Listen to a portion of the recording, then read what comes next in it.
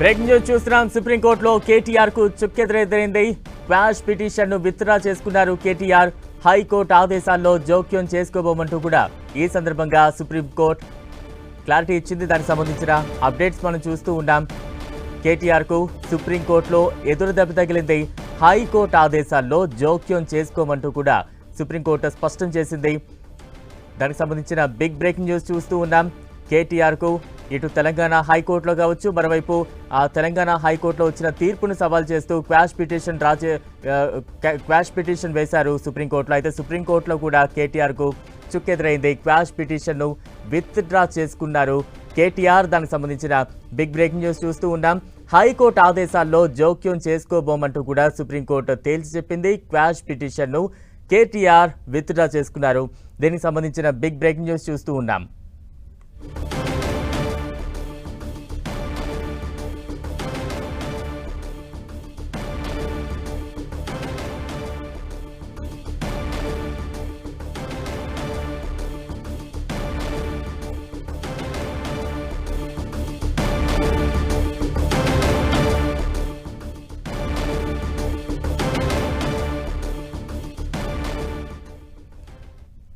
సుప్రీంకోర్టులో కేటీఆర్ కు చుక్కెదురైతే తాజా అప్డేట్స్ అందించేందుకు మా ప్రతినిధి గోపి సిద్ధంగా ఉన్నారు. గోపి, సుప్రీంకోర్టులో కేటీఆర్ కి నిరాశ ఎదురైంది. ఈ ఫార్ములా ఈ కేసు రేస్ కు సంబంధించి ఆయన దాఖలు చేసిన పిటిషన్ ను విత్డ్రా చేసుకుంటామని సుప్రీంకోర్టుకి కేటీఆర్ తరపు న్యాయవాది సిద్ధార్థ్ దవే వెల్లడించడం జరిగింది. అలాగే సుందరం కూడా ఆయన తరపు వాదనలు వినిపించడం జరిగింది. ₹1 కూడా అవినీతి జరగలేదు.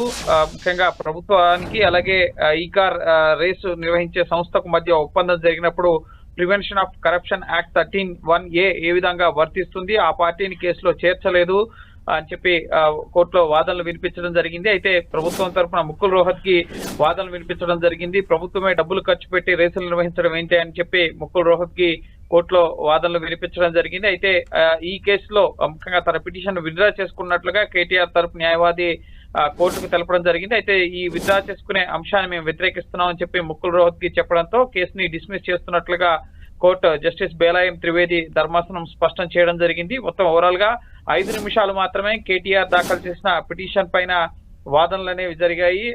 ముఖ్యంగా సిద్ధార్థ్ దవే అలాగే సుందరంతో పాటుగా ముకుల్ రోహత్ కి ఈ రోజు వాదనలు వినిపించడం జరిగింది.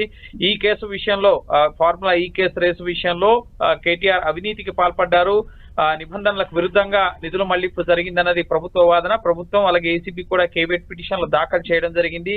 కేటీఆర్ వాదన వినే ముందు తమ వాదన కూడా వినాలని చెప్పి కోర్టును కోరడం జరిగింది. అయితే ఈ రోజు కేటీఆర్ తన పిటిషన్ విత్డ్రా చేసుకుంటున్నామని చెప్పి కోర్టుకు తెలియపరచడంతో ఇక ఏసీబీ దర్యాప్తు అనేది యథావిధిగా కొనసాగబోతోంది. ఫార్ములా ఈ కేసు రేసుకు సంబంధించి కేటీఆర్ పాత్ర, ఈ నిధుల మళ్లింపుకు సంబంధించిన అంశాలపైన యథావిధిగా ఏసీబీ దర్యాప్తు అలాగే ఎన్ఫోర్స్మెంట్ డైరెక్టరేట్ యొక్క దర్యాప్తు అనేది కొనసాగబోతోంది. ఇప్పటికే 9వ తేదీ కేటీఆర్ స్టేట్మెంట్ ని ఏసీబీ రికార్డ్ చేయడం జరిగింది. ఇక రేపు ఎన్ఫోర్స్మెంట్ డైరెక్టరేట్ కూడా ఈ ఫార్ములా ఈ కార్ రేస్ కు సంబంధించిన అంశం పైన కేటీఆర్ ని రేపు 16వ తేదీ ఆయనకి సమయం ఇవ్వడం జరిగింది. గతంలోనే 6వ తేదీ ఆయన హాజరు కావాల్సి ఉన్న కోర్టు కేసు కారణంగా గతంలో ఈడీ ముందు హాజరు కాలేదు. సో రేపు ఎన్ఫోర్స్మెంట్ డైరెక్టరేట్ ముందు కేటీఆర్ ఈ ఫార్ములా ఈ రేస్ కు సంబంధించిన అంశం సంబంధించి విచారణకి హాజరు కాబోతున్నారు. సుప్రీంకోర్టులో కొంత ఊరట లభిస్తుందని చెప్పి భావించారు. ముందస్తు ముఖ్యంగా అరెస్ట్ కు సంబంధించి మినహాయింపు కానీ అటువంటి వాదనలోకి వెళ్లకుండా అసలు ఈ కేసులో అవినీతి జరగలేదు, ఇది తప్పుడు కేసు,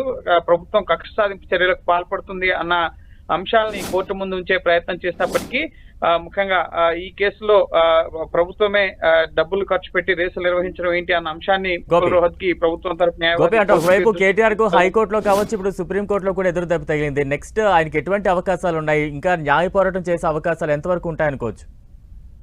ఎస్, ఖచ్చితంగా ఇది prevention of corruption act 13(1)A సెక్షన్ల కింద ఈ కేసు నమోదు చెల్లదు అని కేటీఆర్ తరపు న్యాయవాదులు వాదనలు వినిపించడం జరిగింది. సో నెక్స్ట్ ఒకవేళ ఈ కేసు దర్యాప్తు ఇంకా ఏసీబీ కొనసాగిస్తుంది, ఎన్ఫోర్స్మెంట్ డైరెక్టరేట్ కూడా ఈ కేసు దర్యాప్తులో ఈసీఆర్ ఫైల్ చేసినట్లయి అలాగే కేటీఆర్ ఒకవేళ అరెస్ట్ అయితే కనుక తదుపరి న్యాయ పోరాటం కొనసాగే అవకాశం ఉంటుంది. ప్రస్తుతం అయితే హైకోర్టు ఉత్తర్వుల్లో తాము జోక్యం చేసుకోమని ఈ రోజు సుప్రీంకోర్టు స్పష్టం చేయడం జరిగింది. రూల్ ఆఫ్ లా అందరికీ వర్తిస్తుంది, కేసు దర్యాప్తులో మేము జోక్యం చేసుకోలేమని చెప్పి గతంలో హైకోర్టు కూడా కేటీఆర్ పిటిషన్ ని కొట్టివేసిన పరిస్థితి ఉంది. ఇప్పుడు సుప్రీంకోర్టు కూడా హైకోర్టు ఉత్తర్వుల్లో జోక్యం చేసుకోలేమని చెప్పి చెప్పడంతో ఏసీబీకి ఇప్పుడు ఈ కేసు దర్యాప్తులో లైన్ క్లియర్ అయినట్లుగా తెలుస్తుంది.